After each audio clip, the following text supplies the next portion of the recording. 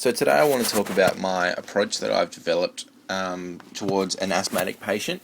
So through experiences of scenarios this semester, as well as looking through the CPGs and obviously the guidelines, I've developed a basic approach that helps me work through everything that needs to happen. But I've broken it up into three parts. So the first part you'll see on screen now here is the conscious asthma patient. So really, you walk in, depending on what state the patient is presenting as to which guideline or which approach I'll jump to straight away. But for the conscious patient approach, so you're going to do your basic primary survey. So you need to have your precautions in place, obviously your dangers, your response, airway, breathing, circulation, and hemorrhage check. So obviously, address each one of them as it comes up and as necessary, but otherwise you're going through your primary survey.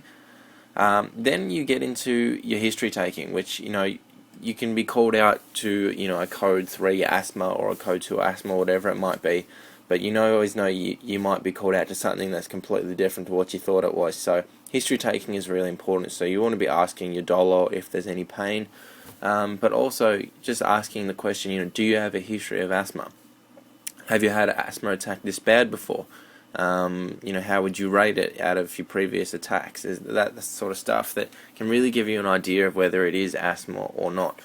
Then you want to move into your RSA. So obviously RSA is probably going to be the most important and most relevant assessment you can do. Not that your PSA and GCS aren't important, but your RSA is going to be immediately important. And what I found works best is that I like to have a listen to the chest first up as the first part of the RSA, and then go through the rest, because the chest can be really, really important. Not the only one, but a really, really important definitive symptom that can differentiate between a couple of things, whether it's a wheeze, it's likely to be asthma or some form of bronchoconstriction, or whether you're getting crackles and head more into the APO sort of infection area. But so the RSA is really important, obviously going through every aspect though, with appearance, speech, rate, rhythm, effort, all that sort of stuff. Your oxystats, getting your partner to do that is really important immediately. This is just my approach, so obviously I'll be delegating things like temperature, blood glucose, all those sorts of things to my partner, put the monitor on, all that sort of stuff, but approach is just for me.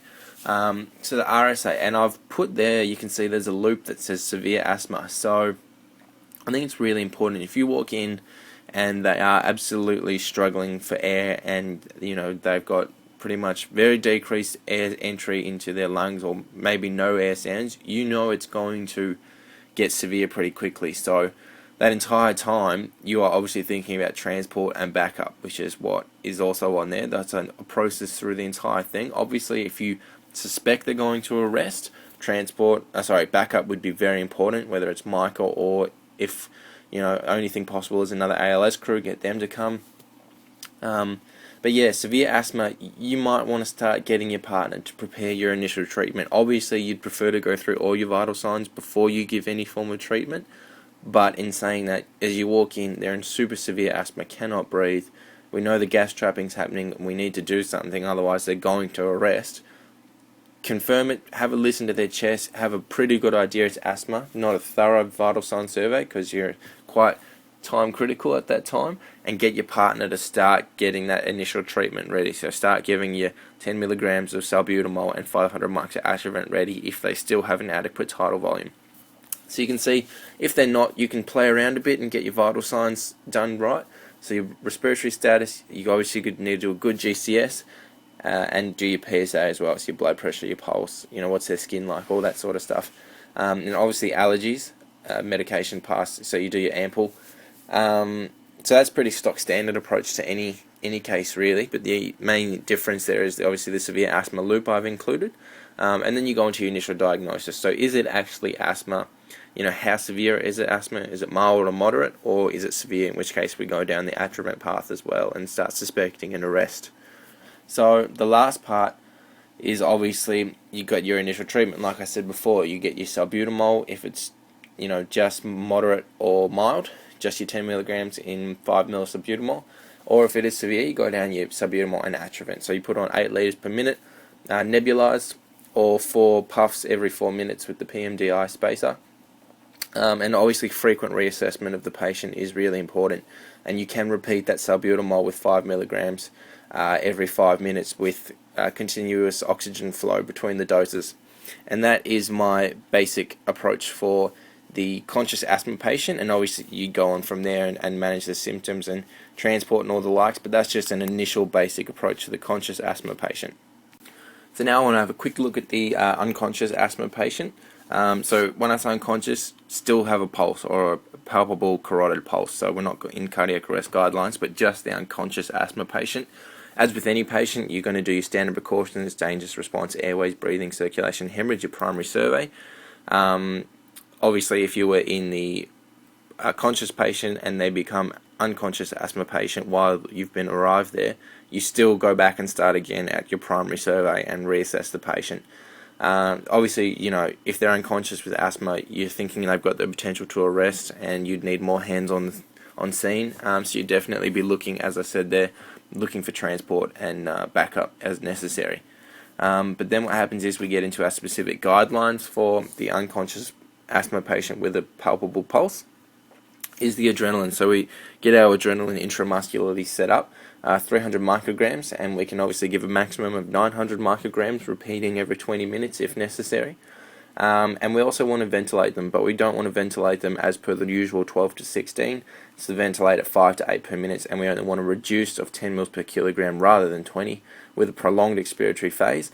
And we're applying that, not the minute of apnea, but gentle lateral chest pressure with every breath in that prolonged expiratory phase, because as we know, getting the air in isn't the problem, it's getting the air out due to the gas trapping. So that pretty much sums up what you do for the unconscious asthma patient with a pulse. But then most likely, if they are to arrest, we get into a new set of guidelines and I developed a new approach for such a situation. So finally, having a look at the pulseless unconscious asthmatic patient. As with everything, like I've said with the previous two approaches, you still need your primary survey, so you're doing your standard precautions, your dangers, can you get a response, airway check, breathing check, circulation check, and any visible or visible external hemorrhage. And obviously, if they are pulseless asthmatic, you're going to end up in the cardiac arrest guidelines. So the more hands on scene definitely would be required. So MICA or a second ALS crew would be a smart thing to call for immediately. So once you move past that, before getting into your cardiac arrest guidelines, there are two specific things that we need to do for asthma in preparation. So we still know that the gas trapping is the main problem, and the heart is most likely would be functioning fine if it weren't for that gas trapping and really increase intrathoracic pressure in their chest area. So the most important thing is that minute of apnea. So standing there, applying your lateral chest pressure for a whole minute, and while you're doing that, obviously getting your partner to prepare an IV line, which we can give adrenaline through, we can give salbutamol through in the future. So you're preparing the IV line, and obviously that's going to be important during cardiac arrest guidelines as well. So that's really the specific asthma management that can't be forgotten, that still needs to be done before jumping into the plain cardiac arrest guidelines. And I think that I've seen in scenarios this semester that part does get forgotten because people do immediately jump into the cardiac arrest guidelines, but it's really important not to overlook in the pulseless asthmatic patient, because you might give that minute of apnea and then the heart will start working properly because you've got decreased pressure in the chest. So we know the heart's probably working just fine, it's just that pressure is so high in the chest that it can't contract, it's not pumping out anything, there's decreased venous return, and you're not getting enough cardiac output.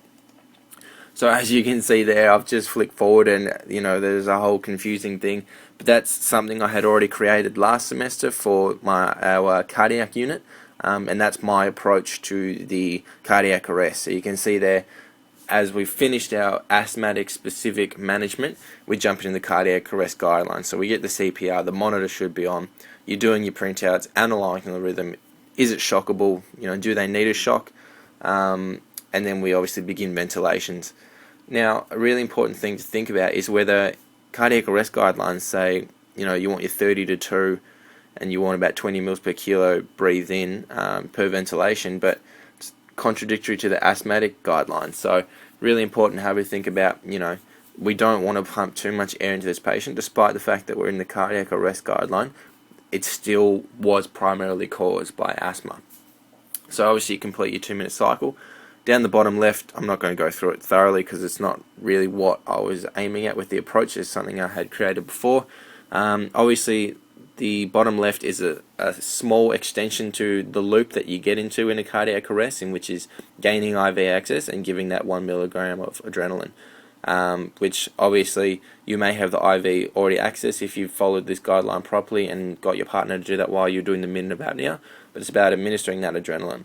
And then you get nicely into that last loop in the bottom right hand corner, where you do your strip printout, you swap positions, obviously your 2-minute CPR fatigue, analyze the rhythm, doesn't need shocking, continue CPR, ventilation, and we want to get that adrenaline in every 3 minutes and complete your 2-minute cycle and keep going with that until you get ROSC, and then jump back into asthma management, because as we know, that was the primary cause that would cause them to go into cardiac arrest. It wasn't an arrhythmia, it wasn't a pure cardiac origin causing them to go into an arrest. So those three main approaches are what sums up my approach to an asthmatic patient. I've developed them, as I said, throughout the semester, finding out what works for me and what doesn't work, but that's how I remember it and how I'll be running it if it comes up in the OSCE.